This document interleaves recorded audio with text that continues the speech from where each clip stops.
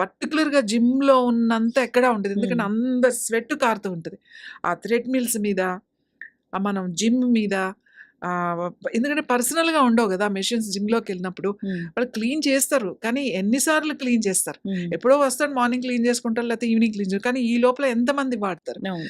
చాలా ప్రాబ్లమ్స్ వస్తాయి. కొంతమందికి అసలు ఎందుకు సైనస్, కొంతమంది ఎందుకు మైగ్రేన్ వస్తుంది? హ్మ్. ఎందుకు స్కిన్ ప్రాబ్లమ్ వస్తున్నాయి? ఎందుకు అలర్జీస్ వస్తున్నాయి అనేది అర్థం కావట్లేదు. హ్మ్. ఎక్కువ ఈ జిమ్‌కెళ్ళేవాళ్ళు మేము అదే అడుగుతాం.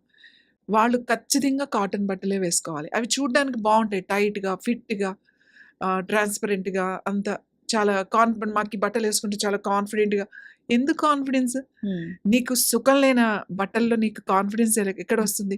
ఇది హ్మ్. వేసుకుంటే నీ హెల్త్ పాడైపోతుంది. నీకు చాలా ప్రాబ్లమ్స్ వస్తున్నాయి అని నీకు రేపు చెప్తుంటే, హెల్త్ ఇష్యూ వస్తే కాన్ఫిడెన్స్ ఎక్కడి నుంచొస్తది? నీకు క్యాన్సర్ వస్తే క్యాన్సర్ నువ్వు ఇది ఇలానే వాడితే నీకు క్యాన్సర్ వచ్చే అవకాశం ఉంది అన్నప్పుడు, హ్మ్. నువ్వు అది మానేస్తావా? లేదా నాకు కాన్ఫిడెన్స్ ఉంది. నాకు ఇవి వేసుకుంటే నాకు ఫుల్ ఎంజాయ్ చేస్తాను. ఐ యామ్ హ్మ్. టీనేజర్. ఐ యామ్ ఫిట్ అని చెప్పేసి నువ్వు అవేసుకు